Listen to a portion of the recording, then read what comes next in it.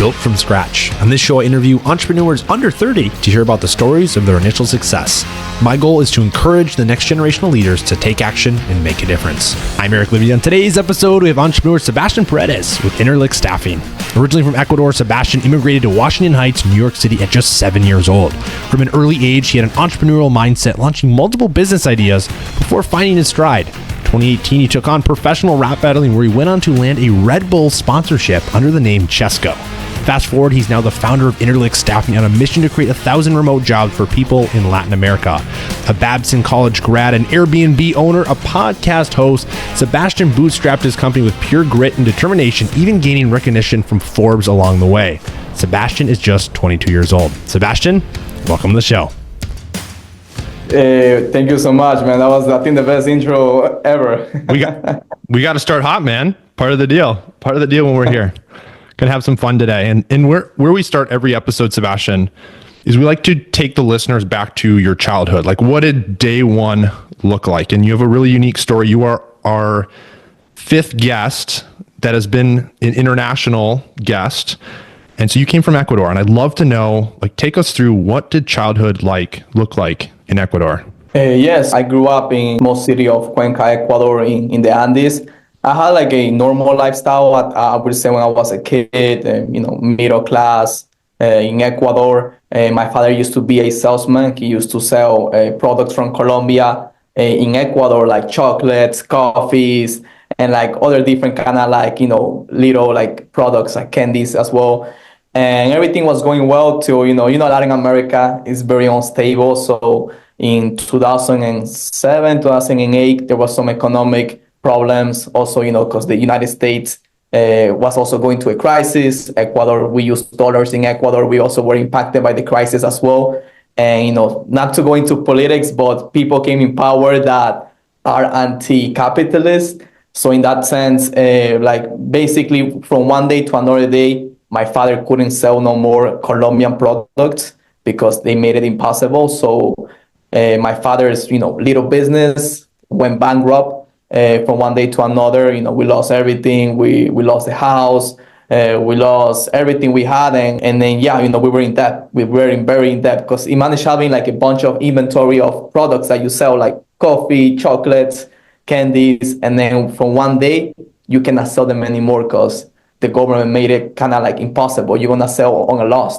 So that's what happened to my father. And that's the reason why we decided to immigrate to the United States and start from zero or even negative. We started with that. It's crazy because one of the articles that I read on you, Sebastian, before our time together was that your family was pursuing the American dream, right? So you were thinking of how could you leave where you were currently at with the economics that they had to come to you, in a sense, the promised land. And I'd love to know, I hear the American dream as an insider that's lived in America my whole life. How did you guys think about that being in Ecuador? You haven't, from what I understand, hadn't experienced America before, and you have this American dream. Like, paint us that vision of how you thought about that. Yeah, I think in particular is because there's a lot of Ecuadorians that have been immigrating to the United States since the 80s. So actually my father's brother and a lot of his cousins were already in the United States.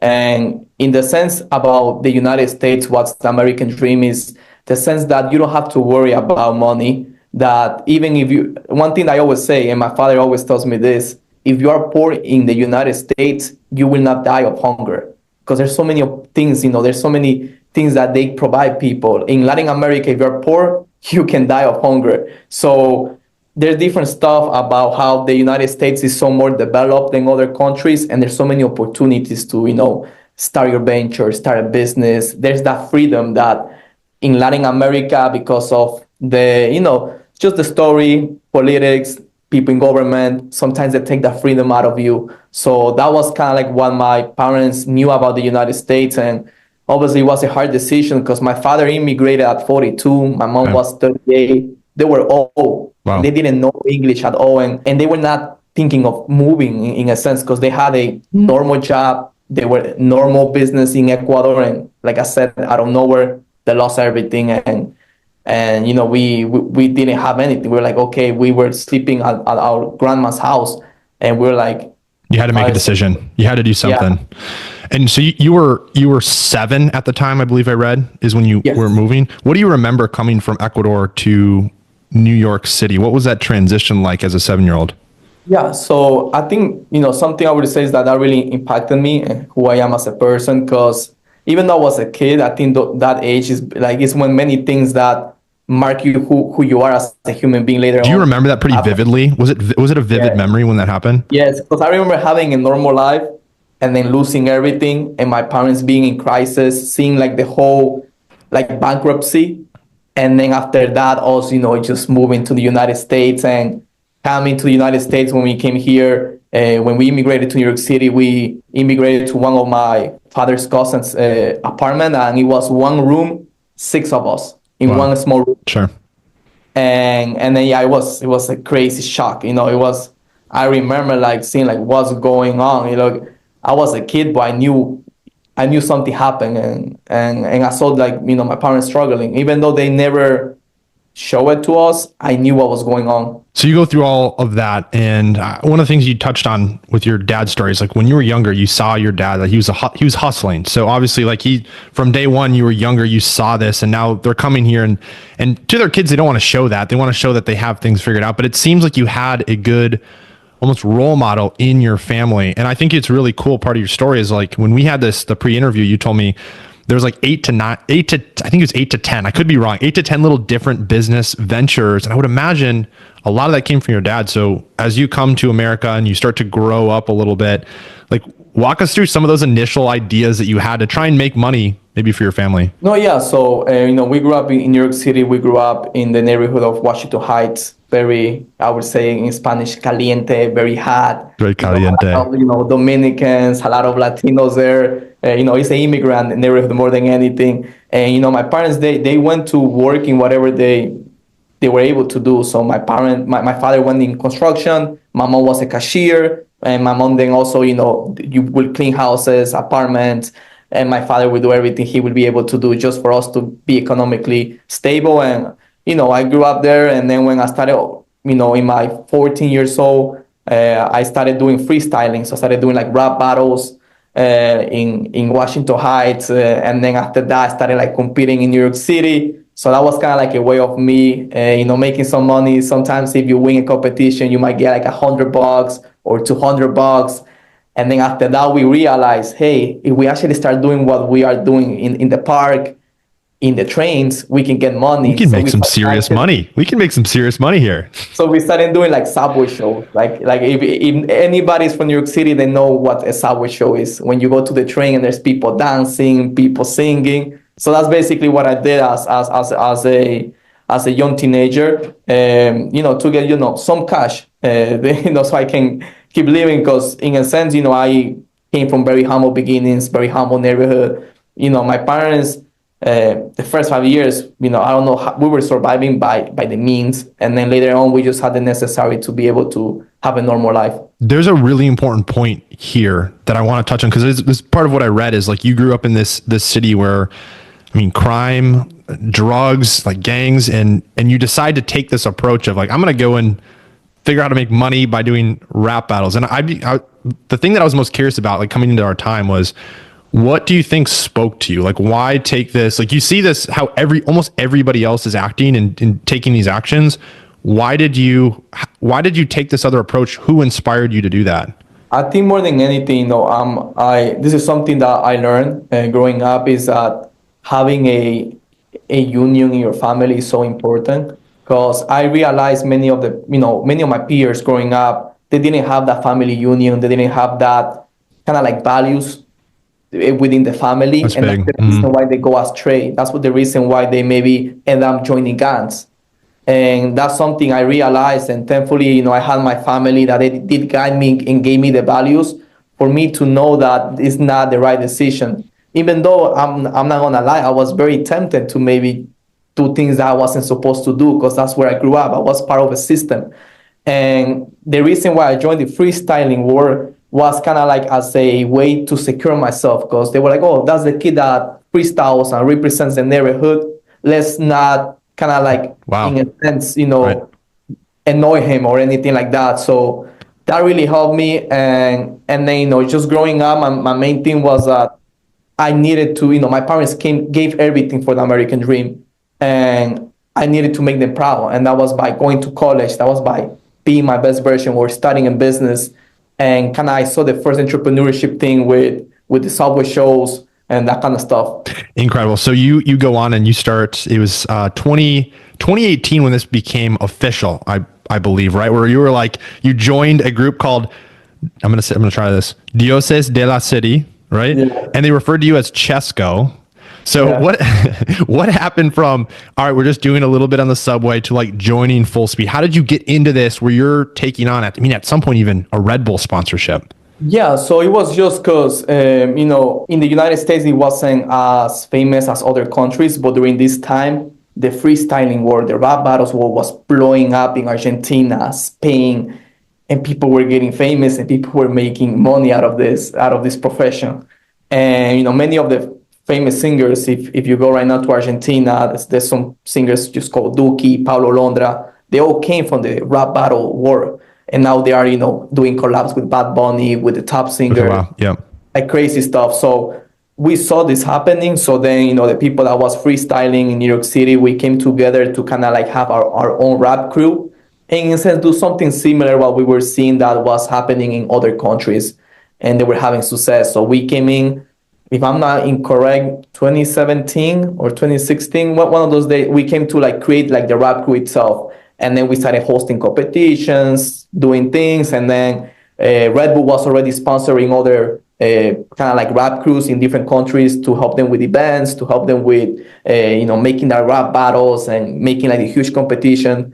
And that's when I think 2019, maybe 2020 was when Red Bull actually decided to come to the United States and start sponsoring rap crews here. So Sebastian, you were 17, 16? Yeah, 16, 17. Man. Freestyling when I was like 9, but because in the school you will do like rap battles in lunch because like I grew up in Washington Heights, but then I competing like in a sense in the parks or in the streets, how people would say, around 14, 15. That's when I started actually going to the park. Incredible.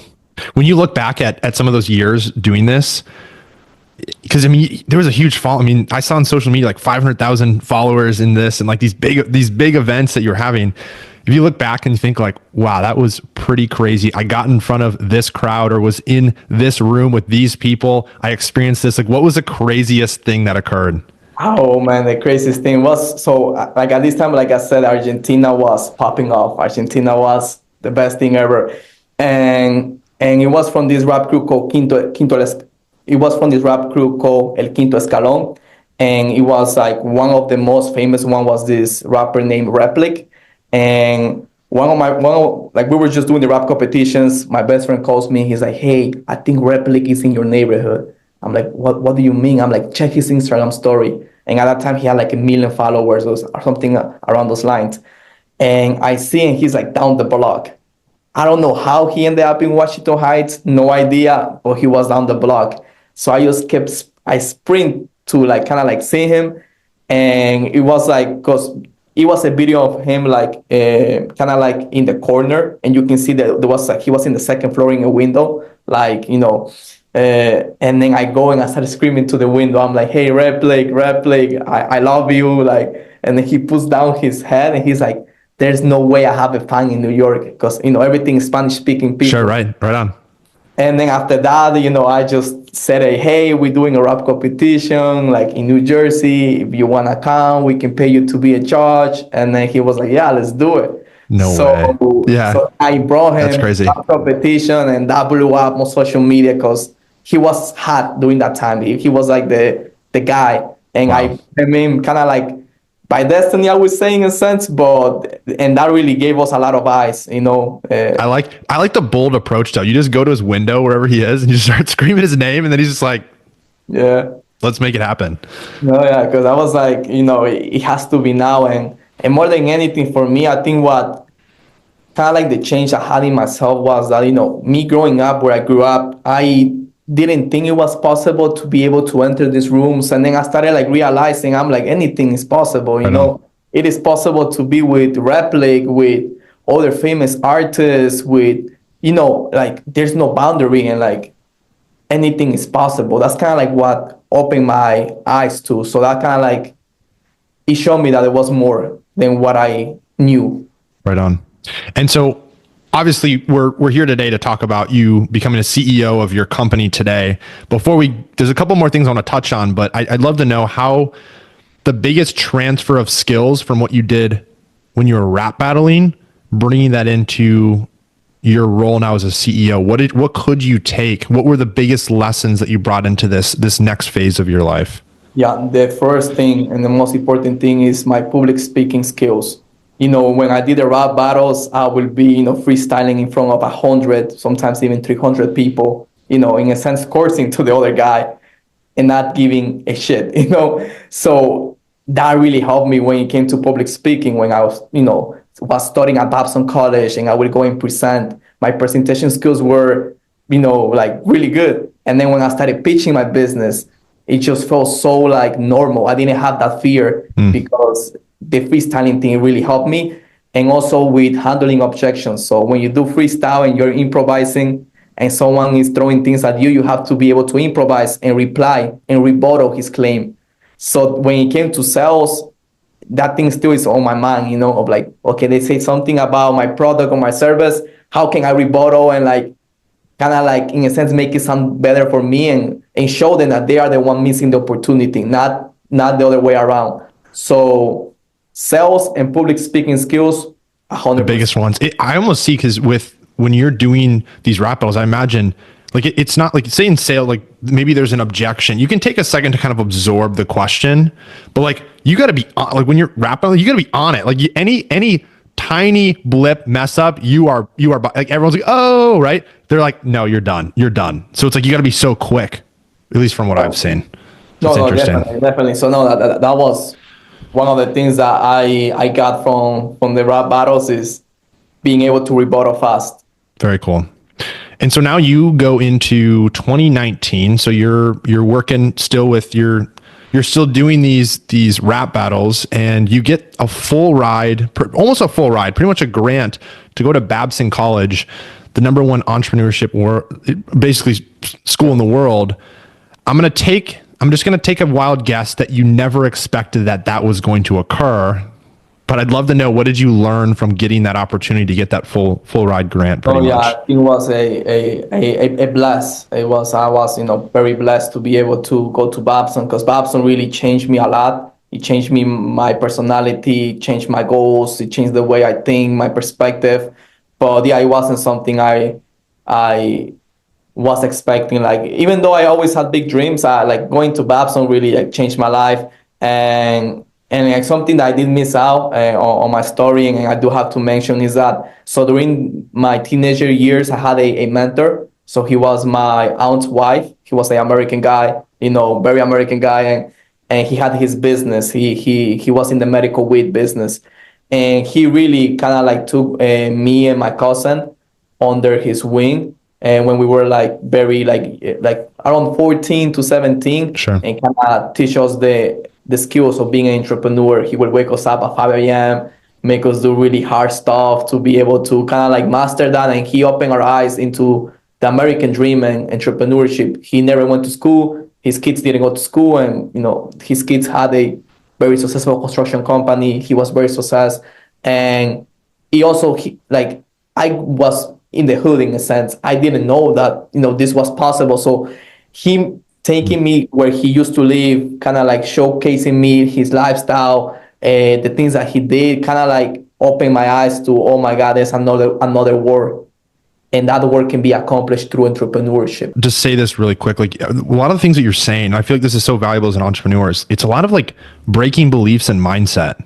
Wouldn't you say? I mean, like a lot of cases where like we do these big feats because we believe it's possible. When you first start, you have no idea. You're like, I don't even know. Like, you look at some of these big billionaire companies like Jeff Bezos, Elon Musk, it's like, wow, that's crazy. And granted, that's a moonshot. But at the same time, it's like, even if you're like, I want to go for a $10 million company, I want to go for a $100 million company, why can't you? Yeah, and no, definitely 100%. And yeah, like that, like, I will go on the summers, maybe stay like a month with him. And in that month, it was kind of like my training, and he will like tell me, my cousin, and be like, hey, you guys can do this. Like, anybody can do it. And he will be like telling us that, oh, you guys are the best. You guys are the ones that are gonna make it out and help your family. Because he knew where we came from, and like for us, like the first time that I actually traveled within the United States to a nice place was with him, because my parents didn't have the means to, I grew up in a very place where everybody stays there. They don't even travel outside their little like building, in New York. So for me, it was like huge. It really opened my eyes to the world, and that with entrepreneurship. My friend mentioned me about Babson, that they were the number one. And I was like, I need to become an entrepreneur because that's a way to achieve the American dream. So when I applied to Babson, I kind of like told them about my story, about my freestyling thing. I also had an interview with them, went really well. So I think they saw how I was an entrepreneur as a young kid, and that really helped me when it came to like gaining that grant for me to Into the school. go to Babson. Yeah. Wow. So I asked this question to most of the founders that come on the show is how valuable was school as an entrepreneur, and kind of to what degree? And it's interesting because about 90% of the founders I ask when I ask this question that did go to school, they say the classes not really important. I didn't really take too much, but it was the networking and the experiences around the classes, like the building, the skill building outside the activities, the clubs, those type of things that were the most impactful. So where did that fall in for you? Babson's completely different than a lot of these other universities. So definitely, Babson is a different game. So yeah, no, I think Babson was 100% responsible for me becoming an entrepreneur. And in terms of the classes, some of them are really good. Most of them are all right, but there's like a couple classes where it's insane. Like the professors are entrepreneurs themselves. I had one professor that, he's a serial entrepreneur. He comes to class in a jet. Think about it. Okay. Like crazy guy. And his class is all about solving case studies of different businesses. And then he will bring speakers. Like he brought like the CEO of Dunkin' Donuts, the founder of Body Armor to the class. So like Babson in that sense is, Wow. I think, I have nothing to say bad about Babson, because when it comes to entrepreneurship, they do a really good job. But like you said, the number one thing was the people at Babson, because everybody was trying to become an entrepreneur. Everybody was in the startup world. Everybody was doing something. So if you were just not doing anything, you felt like You're behind. There was a social pressure to be better. Exactly. So if you go back to 2019 and you were presented the option again, hey, Sebastian, do you want to go to Babson? It would be 100% yes. Oh yeah, without a 100%. doubt. Yeah. Love it. So you come into kind of that last year of school now and kind of conclude your rap battling. That comes to an end in that, I believe it was August of that 2022 year, and final year of Babson, and you make a major transition. You decide to start a business. Yeah. So Sebastian, tell us, what does your business do? Yeah, so I run a staffing and recruitment firm, and we specialize in the recruitment of remote professionals and software developers from Latin America, so they can work remotely for companies in the United States. So companies come to us when they're looking for remote talent that is cost effective but also high quality. And we have thousands of candidates that are pre-vetted, that are ready to fulfill these remote positions, and they're all bilingual, have the qualifications that are needed for these positions in the US. Right on. And so this is the meat of the episode, when we're really trying to show our listeners what those first steps needed to start a business were. So when you were in that final year of school, what were the initial, like you have this idea, now putting it into motion? What were those first few steps you took? Yeah, so before like this happened, in my junior year, the mentor that I was speaking about, Steve, he actually passed away. And I didn't complete anything, and he was like a second father to me. So when he died, it really impacted me in the sense of like I felt like lost, and I wasn't able to show him, hey, who the person I wanted to become. I didn't really achieve anything apart from being a freestyler, because freestyling is good. You might get fame and some brand deals, but you don't make money. Like rappers that do freestyling in Spanish, they don't make money. So that really impacted me. So I took kind of like, I would say maybe 8 months to fully focus on my discipline. And in this 8 months that I was focused on my discipline, I started testing out ideas. And this is the most important thing for anybody watching this. If the most important thing when it comes to being an entrepreneur is testing out ideas fast. So I will, some idea will come to me. For example, in Babson, there's a lot of wealthy kids. A lot of them, have watches. I was like, oh, let me sell a watch. I didn't have no watches, I didn't have no money to buy a watch, but I would be trying to sell this type of, watches like Rolexes to see if someone said yes. And if someone said yes, then I will go and like find something. If I say like, oh, this watch is $15,000 and he was go for it, I would find something that is maybe $14,000. So I started testing ideas like crazy, like selling a product or an idea without having it, to see if people are interested, if there was demand. And I would go to networking events. Let's say some idea came to me. I would be like, oh yeah, I'm building this. And then I would see if people were actually interested or they wanted to book meetings with me to learn more about it. Or maybe it was a problem that I had a solution for. So doing this a lot for like a lot of months, I was probably testing an idea every 2 weeks. And it really helped me like go from one idea to another idea to another idea without wasting time. And How did you finally realize that Interlix was the ticket? What did you hear? so I met a startup founder in Boston, in the Cambridge startup community.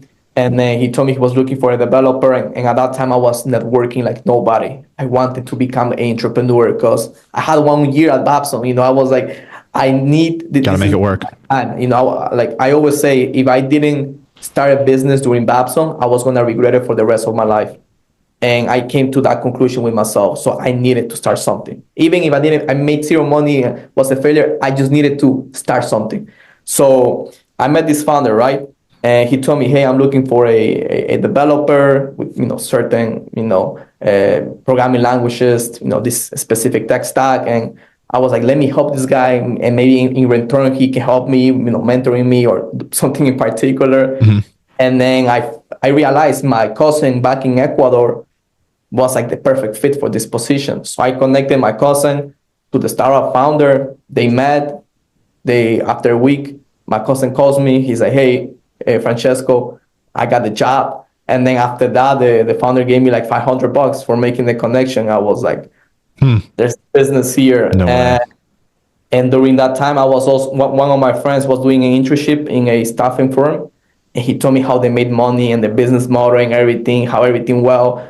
So I was like, they do like, this is the model. What happens if I can do this with the outsourced mindset? And then it just came to be. I was like, hey, let me do staffing, but for remote talent in Latin America. One of the next parts of the story, though, which is like you get that first customer and then you have 10 to 12-hour days for 10 months go by before that next few customers come in. So what were you thinking of? I mean, it's grit, determination, but you get this first opportunity, you keep working on the business. Like, why keep going at that point? Yeah, so it's because I had no other option. Like for me, like I knew it was the time. I just knew I was not gonna forgive myself if I didn't start a business during Babson. So my thing was like, I need to start a business. Also during that time, I was in the process of, my citizenship.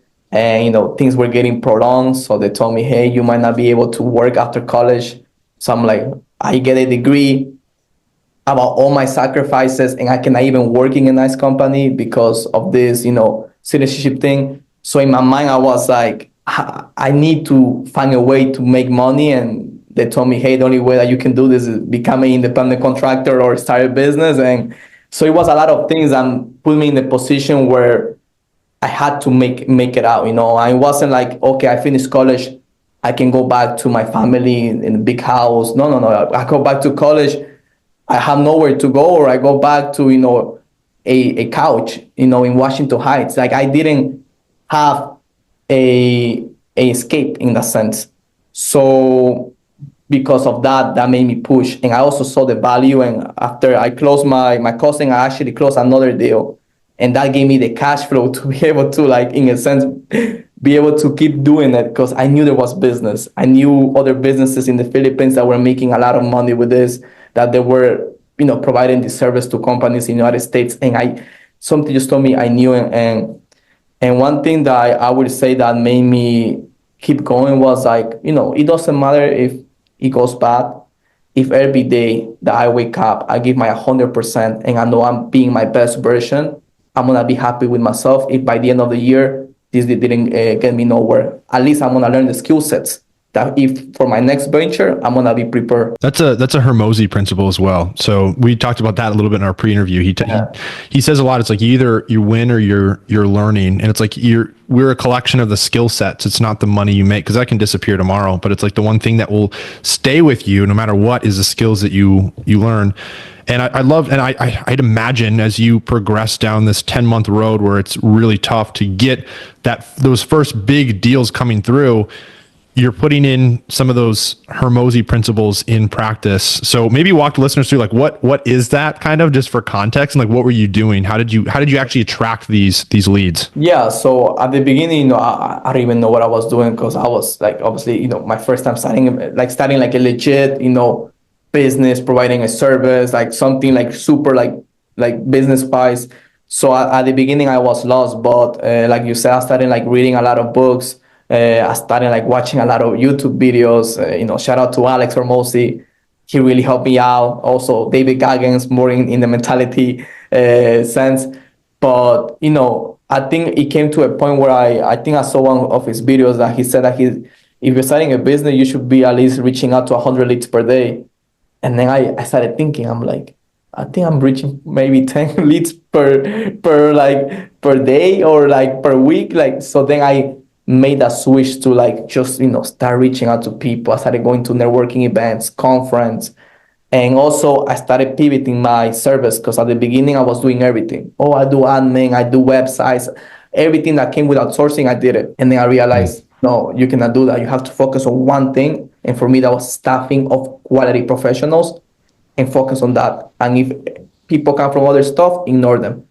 Just focus on one craft Niche. and that's at it. So yeah, it was just a lot of stuff. My co-founder, she's like the saleswoman of the team. Started doing a lot of cold calling, reaching out people on LinkedIn. So it was just about reaching out to leads, but also about having good branding. So we started like making our LinkedIn brand look really good. So when people will come to our profile was optimized enough that they will respond back to us, because everything looked nice, everything looked well, because it's also about the looks, everything is about how you present yourself to your customers. So yeah, it was a lot of like volume, branding, marketing, and then just like, yeah, I think those three were like the main. And just consistency, doing those, and then with just over and over and over and over again. So that's crazy. And you continue down this, and then later on, I don't know where in the story this occurs, but getting opportunities with Meta, Google, IBM, just to name a few. Like, if someone's trying to think about, okay, maybe they're starting a business, but they're like, that's kind of my goal. Like, how do you even get your foot in the door with those type of companies? Yeah, so when it comes to those type of companies, we actually recruit our talent from those companies in Latin America. So let's say it's like IBM from Argentina, because those are like big companies. They have, they have offices everywhere in the world. So, there's IBM in Argentina, there's PwC, there's McKinsey, there's Google Colombia. And we saw that these talents were, overqualified, and that they knew English. They were, they can work remote. So then we obviously started offering them US dollars. We started offering them, also a remote job with a US company. And then, we started basically attracting like high level talent. And that was part of us niching down in the quality of talent. Because we realized that quality, if you have a quality service or a quality product, the clients first are going to stay with you. They're going to refer to you, and you're going to get more referrals, like more like people are going to keep coming to you. So yeah. Incredible. Last thing I want to touch on before I have a big business question to hit on, but like, how do you approach building your team? So you have from what I've seen, 3 on admin side. I think there's more. I could be wrong. And then thinking about recruiting all these people, like, how do you attract good talent? How do you think about that? Yeah, so me myself, I'm more on the operations side. So just making sure everybody on the team is executing. For me, that's my first thing. If everybody is executing and getting things done, so then we can move forward with the other things that we have to do. That's my number one thing, and that's something that has been something that I have worked very hard is on making my team execute fast and execute efficient. And when it comes to the recruitment, we have two full-time recruiters. So everything they do is recruit. Obviously, at the beginning of the business, I was the one sourcing the candidates, recruiting, doing sales, doing marketing, doing everything. But now obviously, once you start growing the business, you're getting cash flow. Then that cash flow you can allocate to certain tasks. And for us, that was recruitment.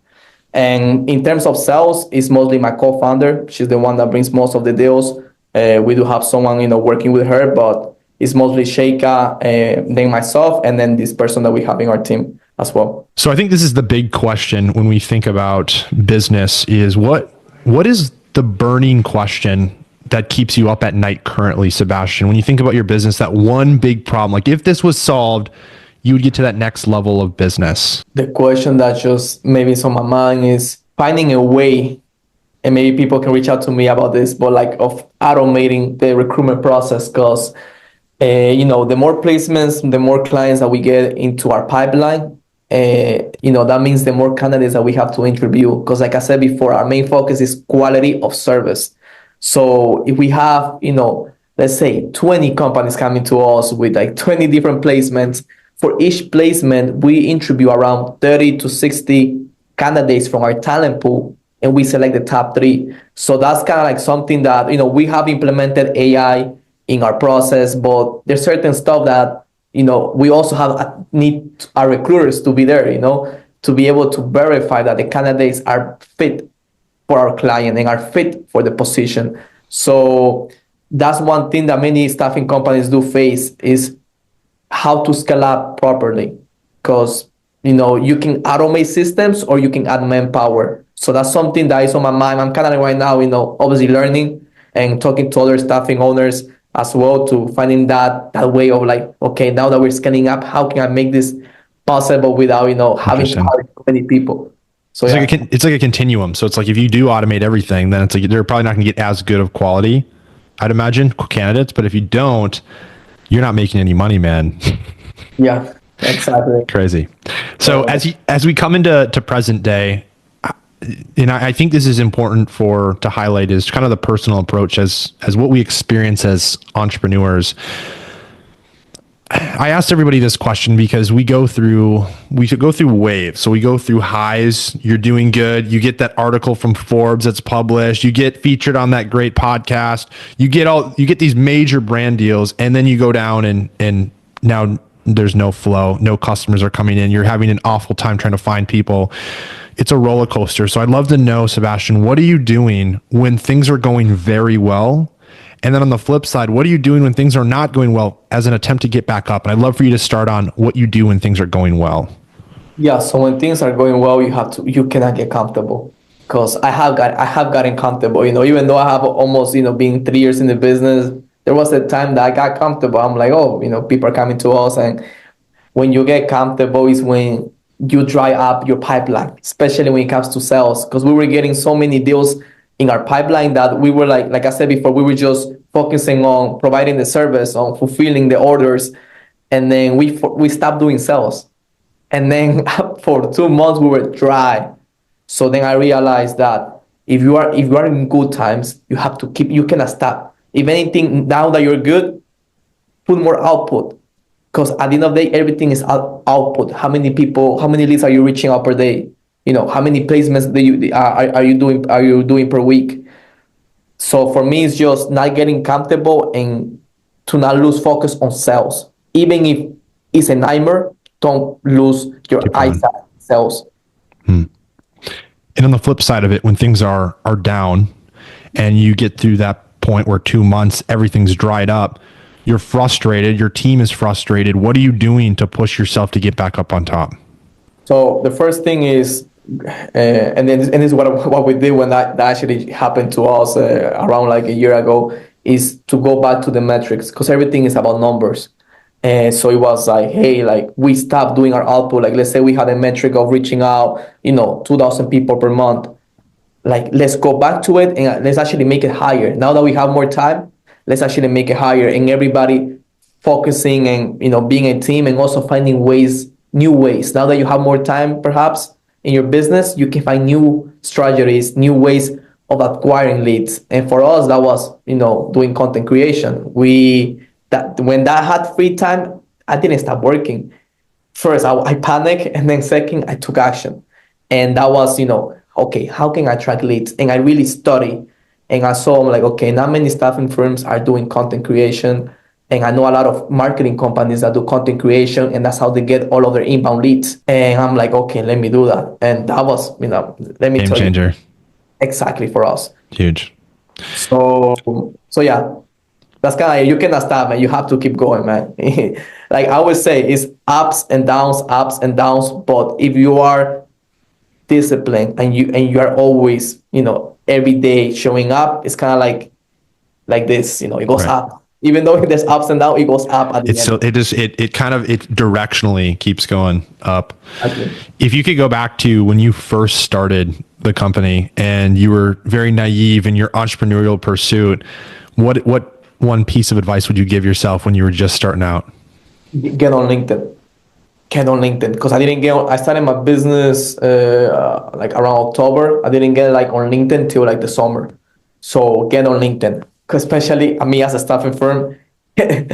You're targeting business. That is your Yeah. your well. That's where you need to be. You need to be, in a sense, fishing. Those are where all your fish are. Yeah, I would, and then the second one would be like focus on volume, like focus on volume, because at the end of the day, how many people you are touching base, how many people you're speaking with. That's the most important thing, especially when you start a business. Because like, let's say I speak to 100 people, maybe I can book one meeting. But let's say I'm speaking to 10,000 people per month, like I can probably like book 100 meetings. So especially at the beginning, volume is everything. That's what wins. As we look into the future, Sebastian, paint the listeners a vision of what it looks like when your company and you are at the very peak. You've made it. You accomplished the vision you set out. This could be 20, 30 years in the future. What is that long-term vision? What are you trying to do in this world? To be honest, give back and inspire. I think those are my main two things. And when giving back, I mean, I would love to, go to Babson, the college that gave me my scholarship, the grant, and, say, hey, I want to have a scholarship maybe under my name and give back to, kids from like places like that I came from, and yeah, just giving back. If I can have a scholarship at Babson where I give back to the people that come from, impoverished areas, immigrant communities, and then I'll have those resources like I did, like that will be That's a win. exactly a dream for me. And then inspire people, because I don't come from a normal background. Most of my friends that I grew up with, they ended up in the wrong paths in many sense. They got stuck in the system, like I always speak with my cousin about. So inspire people and make them realize that it is possible. Because for me, that was what changed everything. It was knowing that it was possible to come where I come from and be able to make it out. For me, it was a belief, which sounds crazy. So when I saw, like my mentor doing that, when I saw other founders that came from a similar background, when I saw, one of my advisors, shout out to Nuno Matos, who started his business during college and like dropped out because he was doing so well. And I was like, wow, I saw the whole process of him, starting a business and actually making money and being able to like live off of that. I was like, entrepreneurship, like in a sense, it was like entrepreneurship is real. It's not like a thing that people made up. No, like you can actually make money if you start a business. So yeah, just inspiring people is my number one thing. Incredible. So as we finish every show on Built from Scratch, we read the quote that means the most to you. And the quote that you gave, I'm going to read here, and it says, "No discipline seems pleasant at the time, but painful. Later on, however, it produces a harvest of righteousness and peace for those who have been trained by it." Now, Sebastian, I'd love for you to tell me what this Bible verse in Hebrews 12:11 means to you, and how the next generation can take this as words of encouragement to change the world that we live in today. This quote means everything to me. I'm very close to God. I got very close to God when I was 17. And that really impacted my life and made me the person that I am today. And like the quote said, everything is about discipline. And it's doing the things that is hard, doing the things that you don't want to do, going against your mind, going against what your mind says. Against the flash. Exactly. So, and like I say, for me, it was that I wasn't gifted to become an entrepreneur, or I don't think I was gifted in many stuff in my life. I think for me, I was just super disciplined in many areas, and that made me become who I am today. And without discipline, you are nobody. You are nobody without discipline. So that's the reason I love that quote. And I think anybody that is lost might be going through the wrong path. If you just focus on becoming the most disciplined person you can be, that will change a lot. And it might take a couple months, couple years to see the change within you. But if you are disciplined, it can change so many things in your life. Everybody, this is Sebastian with Interlix Staffing. Sebastian, where can the audience get in touch with you if they want to contact?